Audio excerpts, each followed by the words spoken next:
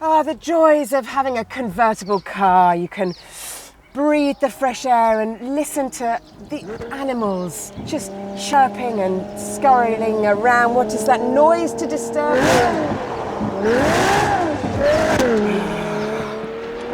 Oh yeah. You want some? You're gonna get it.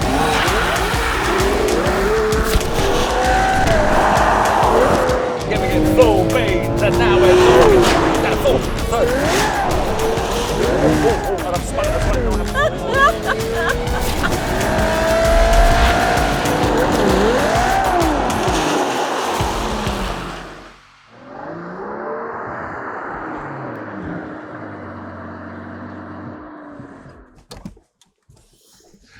Hello and welcome to the Driver Reviews channel.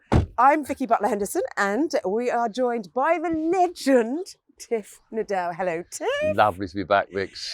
Well, Tiff, you have raced Formula One, British touring cars, Le Mans and the odd Ferrari. I have actually a very interesting race. I raced against Jeremy Clarkson. He was in the new F50 and I was in Alain Prost's Grand Prix car. Oh, I was so honoured to drive it. Of course, I won that race, obviously, but that wasn't a real race. I raced in one proper race, which was the Mondial finale of the one make. I was in the 360, it must have been, and that was down in Mugello, which was wonderful. Lovely. I have been on the podium a couple of times in an F430 challenge car at Brands Hatch, so not quite so glamorous. But today we're at a racing circuit, no racing today. Why not? We've got two cars. Insurance. We do have two cars though, one each. They are a 12Cilindri from Ferrari. It's the latest sort of big GT car. Prices started around £340,000. So probably a few extras. Plus all the extras, yeah, exactly. So I think... Hold on a minute. So you're saying we're playing with £1 million worth of Ferraris, pretty much. Oh, God. What could possibly go right? I think we should start off, blow the cobwebs out. Let's take the Spider. It's still early morning, it's cold. My hair will get blown all over the place. What do I want to go? No, look, nice, warm coupe. I've warmed it up nicely for us. Right, look, we should do rock, paper, scissors for this because we did it last time. I won because I cheated. And you'll cheat again? Yeah, exactly. Ready? 3, 2, 1. That's it. Thank you very much. In a nice, warm car. That's how it should be. The hair will be not too blown. And you can get in this time.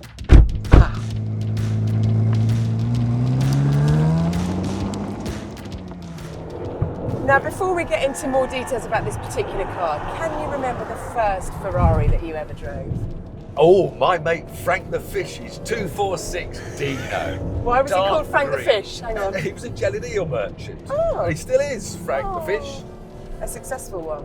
Yes. And what did you feel about that and how did it... Small, like I like my Ferraris. Now we're in big Ferraris, but that was such a lovely little car. Manual gearbox, of course. Just a joy to drive. Oh, my first one, I was a road tester on a car magazine and drove a 456 GT car. Oh, that was a nice one. Yeah, it was.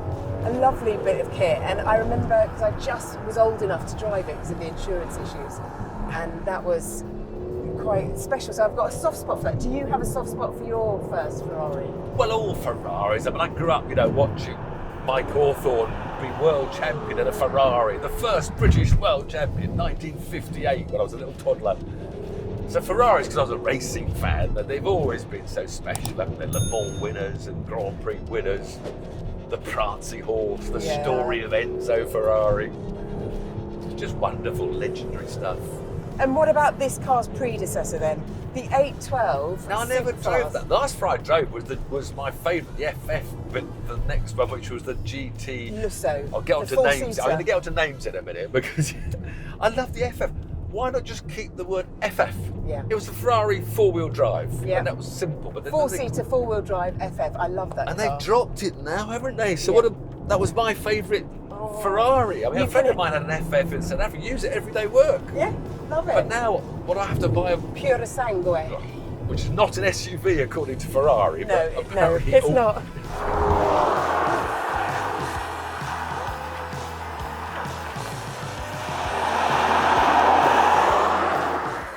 about numbers then? What's your beef with numbers? Oh, with beef again. They'll call me a dinosaur. Oh, I'm only a dinosaur. That old man talking about numbers.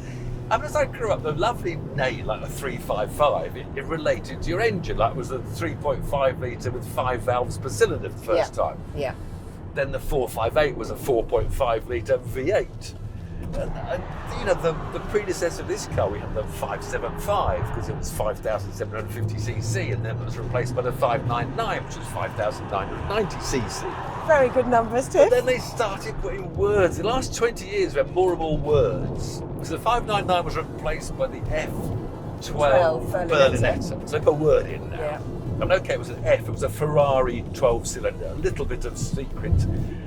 But Berlinetta is just, it says small saloon but it's not, but it's a sporty car apparently. But Berlinetta's that sort of Ferrari's name for the hard top. But then they had the F12 Superfast. I'll say to you then the latest, the 296. Yes, well, so that's a 2.9 litre six-cylinder. Yes. So that's the only one left, yeah. I think, in the whole. May I say, if you would like to see a review of that film, then please press on the link. Do the link there. Was it there? You have to do that, though. You have to point to these YouTubers. I'm going to move it all around the screen for you to chase it.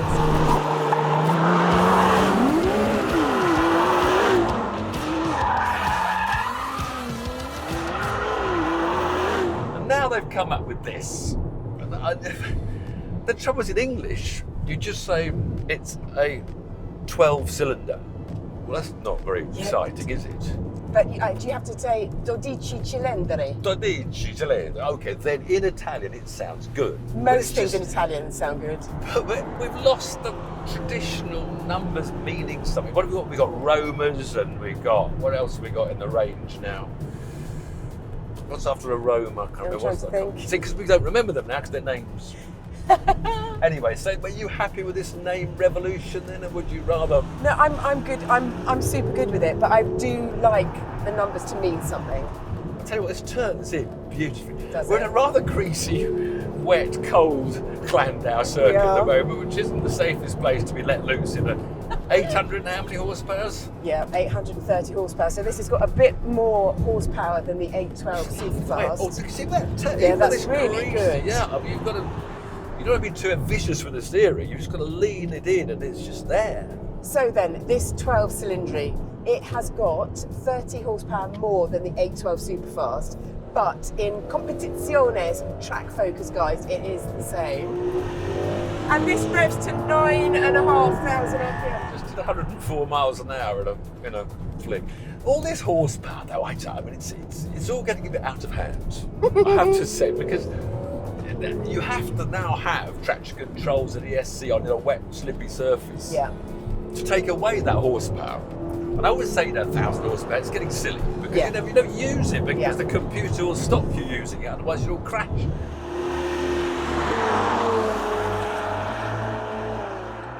When it comes to performance, this is obviously quite a super revvy car. 0 to 62 happens in 2.9 seconds. And I only think you would ever use all the revs legally in first gear, and that's it. We'll find out now. We'll get back onto the straight second gear. Talk me through performance from your point of view. Brakes, the steering's what's impressed me so much. Of course, the gauge. I want the 8-speed and faster than ever. So second gear now. I love the little lights on the steering wheel. It hits 9.5, 79 miles an hour. I like all the red. I always like a bit of gear change light. Look, that's nice red. Look how quickly it changes down. Yeah. Also, those paddles are some of the best paddles in the business, I think. They're just big, thin. So the bumpy road setting, every car should have it. You just press the Manettino button in and it smooths out so many rough roads. It's really impressive because you look at this car and you think, oh, that's a supercar, that's going to be a really harsh ride. No, hit the bumpy setting. That's race. We'll go around this little fiddly bit and see how good the traction is. So it's first gear. Give it a bit of. I've got lots of throttle. See, it won't slide. Why won't it slide? Because even on race. Oh my gosh. So that's all the electric gizmos don't- working to look, help you. I'm on full throttle in first gear. Now this is good because it makes you look like a superhero, but it is bad because it makes you think you're a superhero, and when you then turn all the traction off, Well, yes. you're on your own. When you're going off, it's always a very tracksman. I'm walking up next to it. How's bumpy? I'm going to this curve. Have you ever seen? No, all I'm thinking was a about is vicious the carbon curve. fibre. The carbon fibre. Do you know how much that all costs? A vicious curve. The turn-in is Look, I lovely. daren't put the full throttle. Oh, no! You see, so that's on race. It was so greasy, I knew what was coming. But then we go down to, we'll go all off now, Vicks. We'll go around and we'll see Yeah, what go all traction's like. off. So now it's traction, first gear. Boom. So now you see, if I will go for the left hand, we go to the right hand and give a bit of front end. Oh. And it straight away does that. That is how good the Perfect. traction control is. Yeah, the technology is fantastic. Technology like this wasn't around for your McLaren F1 car, but it is mighty impressive. We don't feel it happen. That's always the thing about these ESCs nowadays. Because the old days for traction, you'd feel it. Exactly. But now you don't know it's doing it. Yeah. I've driven this car on the road and it is big. It is so wide, and that puts me off a little bit because with the 812 Superfast, it was maybe a few centimetres slimmer and shorter and tighter front to rear. This one I just think has just got a bit too big.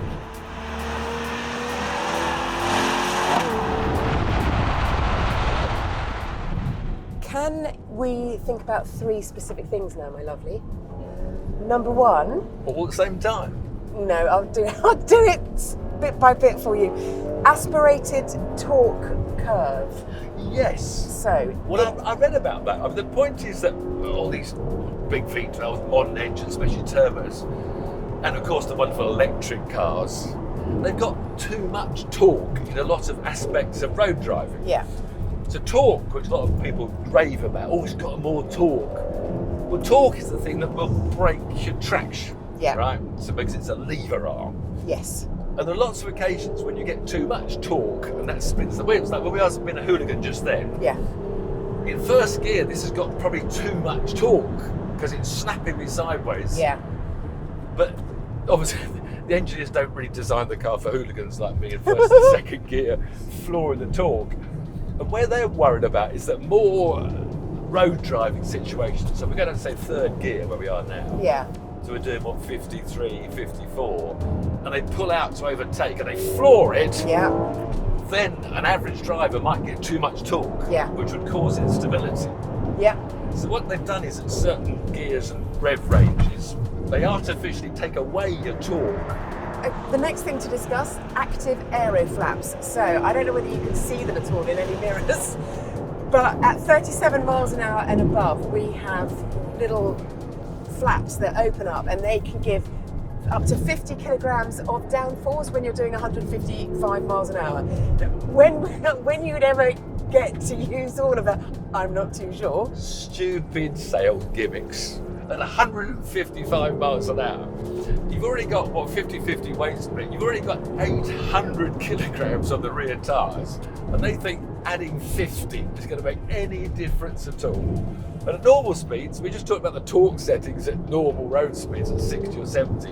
It probably gives you about 5 kilograms of downforce to add to your 800. Right, Tiff, we need to slow things down a bit, okay? Pretend that we are going on a trip to the south of France. We're on a grand tour, okay? If you could pop it into like fourth gear, or should I say fifth gear, and then go from about 2,000 RPM, and let's just see what pulling ability we've got. It was full throttle then. That's C. Now, actually, that was a good demonstration of that torque thing we talked about earlier. Yeah. That's when it really shows. Yeah, because that, it didn't punch in, did it? Yeah, no, that was nice and smooth. Yeah. Right, well, if you can keep it at a leisurely pace, then we can have a look at the interior. Okay. Yes, I insist. So I'm pretty much mirroring you in your cockpit. I feel that I've been made, quite important in here because I've got a little... just 100. checking it says the same as this one. Yeah. So I would have one especially done for my wife, right? Well, which would Patsy read, it would read half the speed Exactly. that we're actually doing. Aww. If you agree or disagree with Tiff about not having something special for the passenger, then please let us know in the comments section and what you would prefer to see in front of a passenger. So for this Ferrari, we have got this new screen, this centre screen here, and that shows you sat-nav display, and also it can connect to your phone. It's very down low. It's very down low for a... I totally agree with you. I believe it is too low. Yeah. Because this is the only way that you can... What junction, Vicky? We're hitting it. Which turning? Where am I going? Which lane am I in? Yeah. Oh, which? It's too low. Yeah. Maybe you can put it on the right-hand side, actually. Ah. Yeah. I think you can feed it through on the right-hand side. But that's half this thing. We don't know what this car does because there's too many buttons and what are these haptic things? Right, so I need to talk to you about the haptics. Do you? Well, I should think so because I don't know what they all do. Yeah. Haptics on the steering wheel. Now, there's a button there that says, well, it's not even a button, it's a thing that says View Max. And when I've been driving on the road, my hand has been catching the View Max and moving the display about. You've just done it now. Look at your dashboard. I've just changed, yeah. Yeah. So you've just done that now. So press it again and it comes back. Yeah. But Ferrari has said that they will be bringing back more buttons due to popular demand. Ooh. So this could be one of the last Ferraris ever with haptics. It's a lovely steering wheel. The steering wheel's fantastic. Panels, right place. The steering wheel's lovely.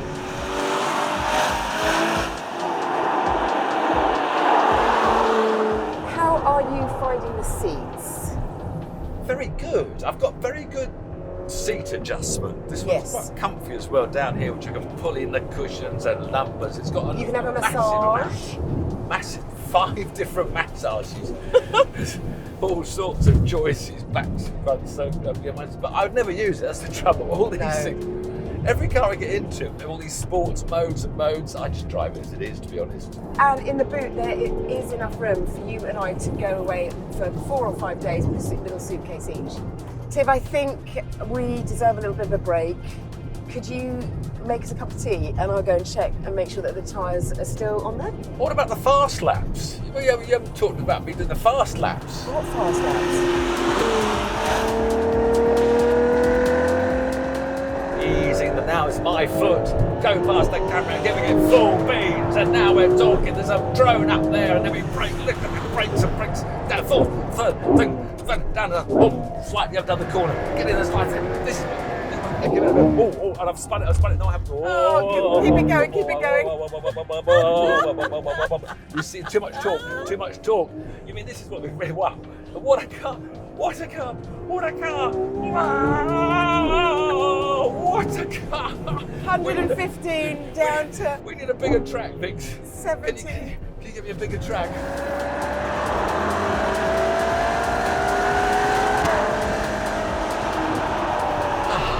So, could you make us a cup of tea? I'll check that the tyres are still on. And lovely. Earl Grey. Tea time. A tiny bit of no, I'm just builder's tea. No, I'm telling you what you're making. Oh, sorry, you're right. Well, the tyres are still there. This car actually sits on 21-inch forged aluminium wheels, which are surrounded by these Michelin Pilot Sport S5 tyres. Michelin says they give exceptional balance between dry grip and wet performance, even at high speed, thanks to motorsport-derived tread materials. They've been developed and fine-tuned for road and track in close collaboration with Ferrari, denoted by this K marking. Ferrari also offers a winter tyre for this 12-Cilindri, which, Michelin says, gives uncompromised performance in cold conditions. Called the Pilot Alpin 5, its K mark means that the tyre has been specifically designed for Ferrari. Whatever car you drive, the only thing connecting you to the road or the track are the tiny contact patches on your tyres, so it is crucial to find the right set. But searching for them can be stressful and confusing. If you need help choosing new tyres for your car, then go to DriverReviews.com, where you will see thousands of reviews of all the top brands written by drivers just like you. Also, check out the winners of our latest Customer Choice Awards.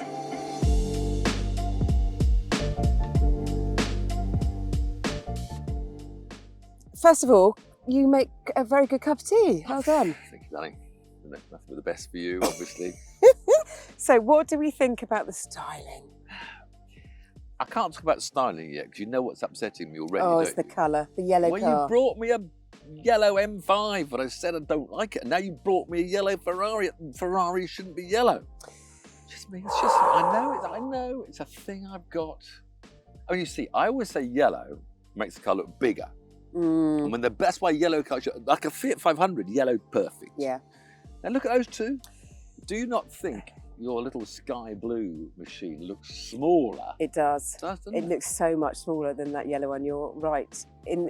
For once, you're right. Well, I do like my wheels better. It's about styling. I don't know about your razor. What do they call that style? I'm not good at styling at all, but you know, they look like swords, don't they? Yeah. Spinning swords. But otherwise, big is the first thing. Bigger than you. Every time you look at photos of new cars, then you see them in real life. They're always big. Yeah. But I'm getting used to that now. So Daytona-y front ending. There is a Daytona about it, yeah, without a doubt. What about the rear end then? You can't colour code the back end of the cars to suit the body colour. And I see what they mean, to be honest. But I don't know, I'm sort of getting used to the back because it sort of matches the rear end. But the front, I want to paint in my front bit above the number plate. Yeah. I can't do that either, apparently. No, you can't do that. Let's look at the Spider. What about the lovely sort of... Well, Spider looks nice with its roof down. Yeah. Because the coupe looks a bit of a hunchback. I quite like on my yellow car, the Dreamline, the black side, so a little yellow line painted that goes around the back. Oh, at the rear, yes, around the diffuser. So I might put a blue Dreamline on my car. Yeah. What about the front, the bonnet? Okay, you have not got any shut... Bonnet? You can't use that word in a Ferrari, can you? Front end? The clamshell. Oh, for goodness So the clamshell. Yeah, but it's still a bonnet, darling. You can't call it a bonnet. It's a Ferrari. They won't ever lend us a car again. The clamshell doesn't have any sort of seams to it. It is a one piece, and therefore the whole body goes over the wheel arches, and the wheel arches are part of it. I love that fact. No, I was about to say, we agree. Awesome. That's the best feature. I think the clamshell is the best feature. The rears, I don't know. It's a lot of humpback and black bits, and not sure about the rear. There is a 25mm lip on the boot, and to give it its correct name, it is a Nolder. Do you think I'm interested in that? No. A what? A Nolder? A Nolder. How do you spell Nolder? N-O-L-D-E-R. I've never come across it myself, but that's like noddy holder, you know. Yeah, N-O-D-E-R. It's like noddy holder. What about the rear then? Well, that's just too much. It's just too many bits and too much. It's not elegant, is it? It's not elegant. No, it's not elegant, but it's kind aggressive, you'd call it, yes, maybe. brutish. It sort of changes character, doesn't it? Sitting here now, the more you sit back and look at the two of them. So the front looks like an elegant, beautiful Grand Tourer, and the back looks like a raunchy, aggressive racing car. Like a rugby prop. Yeah. Now, under the rear, you have got special places for creating vortexes. Which is all to do with aerodynamics. Yeah, it's all a bit like the extra 50 kilograms you get downforce. when your little flaps come up. But I'm sure the vortexes don't make any difference at all. But what about that, the underside? I've got to go back about vortex. You ever read Adrian Newey's book of how to design a Formula 1 car? Yes, I have. It's a great book. It is a good book. Because it explains incredibly complex things to very simple minds. Totally. Yeah. That's why I got it. He's obsessed with vortex. One thing I read in the book, how he wants to move a vortex 2 millimeters to one side because it doesn't go, and he wants to move vortexes around because they're not where he wants them. Yeah.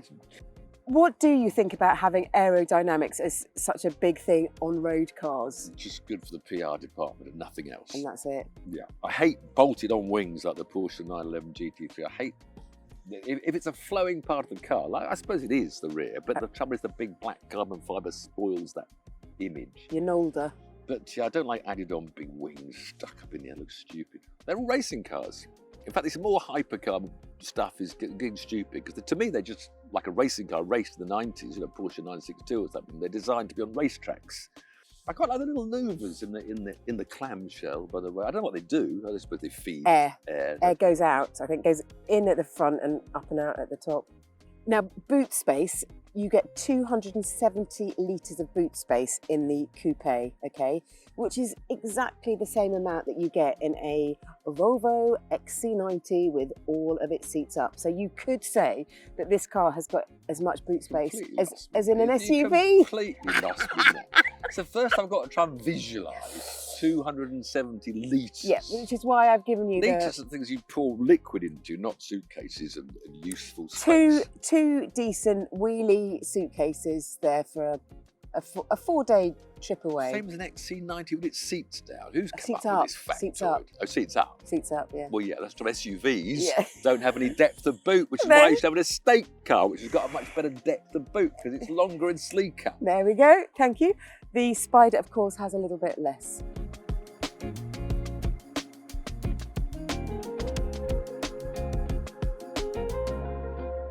Are you up for a bit of a quiz, a money quiz? Oh, yes. Yeah. Your car, as it sits, is £517,000. Worth every penny. Worth every penny. Mine starts life at £30,000 more. Oh, really? Yeah, but obviously I've got I've got different options. That's what's the no option entry level price? Is that the entry price? The base price? Base price is 340. 340. Yeah. And mine's 500. And you've gone up to You've got a lot of options. Do you want to go through a few? All right. Well, I'll start deleting. 2-tone leather interior. Yeah, I quite like that. £4,500. High-end audio system. No, I'm not bothered. Overrated. Well, okay, you could save yourself £7,000 on that one. That was a good choice. Well, you've done well. What about special colours, 2 layers?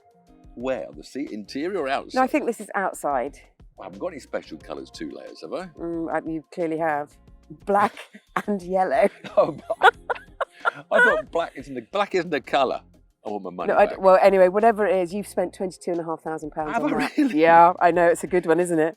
Oh, I need telling which bits I'm paying them, but what? Okay, airbrushed logo, Maybe. £9,500. Shall I get you something cheap? Yeah. Okay. A special colour for the standard stitching. So if you wanted, I don't know, pink and a little bit of stitching. In the No, interior. I wouldn't have that. Okay. Yellow? No. Blue? Don't want it. £500. Well, I'll have it. Maybe. There you go, you see? Yeah, good.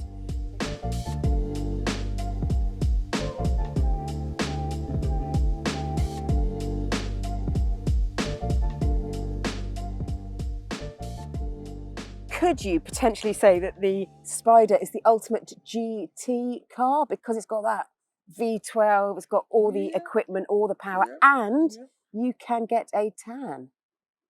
You can. I promise you can get a tan. You can get your hair blown. Definitely in Wales, you can. Get chilly ears. It's not much warmer now. I still don't think. There's about £150,000 worth of optional extras on that. Oh, well. So I think we should go and try it out. Well, Yeah, if you insist. I insist. Am I driving? No. Oh, what? No. I've had hair. Had it's enough cold of that. still. Not warm, is it? No. I reckon it's about 8 degrees C. What do you think?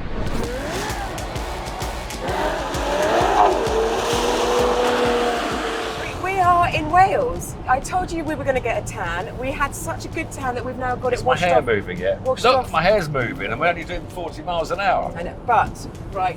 There is a draft. There is a draft. Now, just hush a minute and let me explain. So we've got an aluminium chassis here, exactly like we had before, but this one is 60 kilograms heavier than your coupe. Because they're meant to strengthen. Yeah, exactly. And the roof will go down in 14 seconds at speeds up to 28 miles an hour. If they all do that, why can't you be faster? It's a Ferrari. I want know. a faster roof. I want to be on the motorway and going, Yeah. But there's a glass between us, a glass divide, okay, and you can get that up and down at any That's speed more you like. drafty now. So yeah, let's have it down. How's that? I'll look ahead. Right, okay, I've got it now. Come on, you go up now. No difference. No difference. Let me try it on the straight. That might make a difference. Well, the yaw was causing a problem, wasn't it? I'll give you yaw in a minute. Well, we're So down. that's down at the minute. So down, and now I'm going to put it up. Yeah, it's a bit better. I think my hair is making its own vortex around my hair, and I can It's show down you. here. Do you feel there? Put your hand there. Yeah. Draft. Yes. Cold. Yeah. Heating up. I drove the 812 Superfast, and I really enjoyed it because it was a little bit sort of loose, a little bit aggressive, but beautifully engineered underneath it all. This, to me, has got an extra layer of smartness and composure, and I don't know if that's quite my bag. Ooh. I just thought you were about to Liking smart it myself. a little. I tell you what, you know when you put it down, Yeah. with the top down, it's not as loud as in the previous models. They've silenced it a bit more for, I don't know why, health and safety, but it's definitely not as, you don't hear the beautiful V12 as much as I'd like to. Coming up. Now you hear it, but you're doing 9,000 revs. And way over the speed limit. Let's try going down the box. Hold on.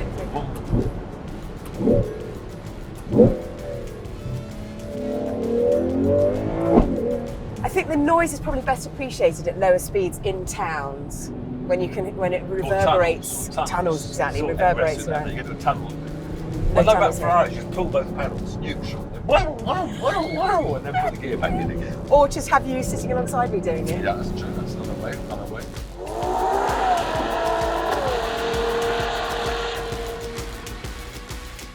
Now, of course, this has got the very advanced Ferrari MagneRide shock absorber, so it's not only sorts out your weight transfer, your grip. Yeah, it's not windy at all, is it? No, not windy at all. Who said that? And I love MagneRide because MagneRide is one of these real simple to explain electric magnets. Fluid. There was the iron the filings. Because when you turn it on, it just turns the filings from horizontal to vertical, so it goes stiffer. But it does it progressively, of course. So you can, I think, if you go to wet settings on your Magnetino, and then press on, it won't press my bumpy. It won't go bumpy because the function it's is not already possible. for the wet, fully soft. Right, so now you go to the next setting up. Sport. Go sport, and now press for bumpy, and you get bumpy. Yeah. So sport would have been a bit stiffer, but it's probably softens it down a level. Like an extra bit of cushion, shall we say. And it really, really does work.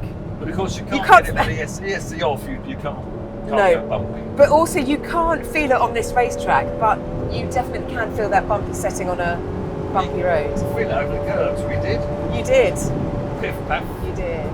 My hands have got, the draft comes down onto your hands. Your hand's not freezing on the steering wheel. I've got my heated wheel on. I'm all right over here. I think four-wheel steering is more a high-speed thing, isn't it, really? Or does it help in parking? I don't know. It should help in parking because this car hasn't got a fantastic turning circle, right? So parking this thing is quite tricky, okay?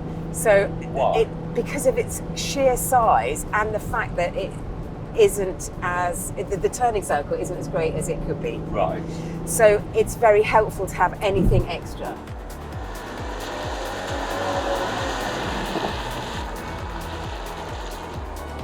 After we've just been pointing in various directions at the fiddly bit, surprisingly that still happened, despite the fact that Ferrari were happy. They got this new version 8 side slip control, which is a 6 sensor thing. Was that something new, wasn't it, they introduced? Well, they introduced it on the 296, and it is version 8 of it, so it's the latest version of their side slip control. So basically, stop the spinning round. Because I told the car to turn everything off, and it thought that I was competent enough. We've got things back on again now.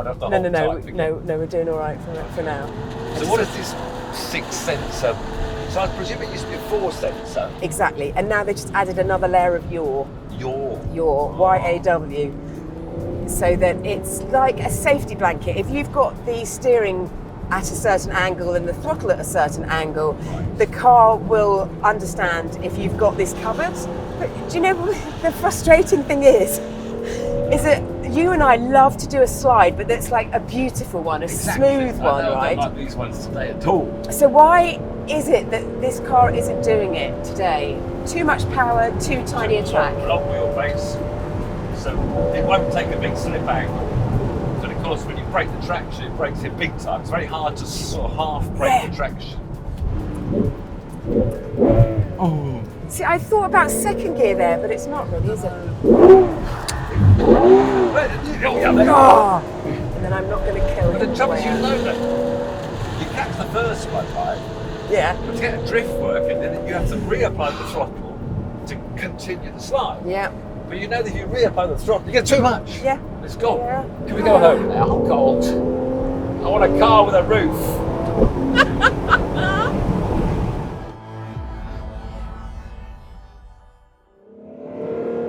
Oh God, it started going fast. Oh. Ouch.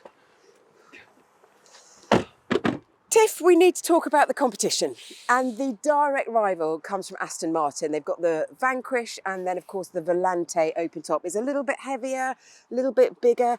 And Lamborghini has their V12 Revuelto. But they each give different sort of interpretations of a V12 engine. Yeah, very different cars. But they may well be the last V12s. That's what everyone says they're the last V12s. I think there'll be another one, don't you? I hope so. But hey, look, just in case this is the last, let's have a race home. Good idea. Thank you so much for watching Driver Reviews today. Please let us know your thoughts about the cars in the comments section. And please press like and subscribe so that you're notified each time we post something new. I've got to win this.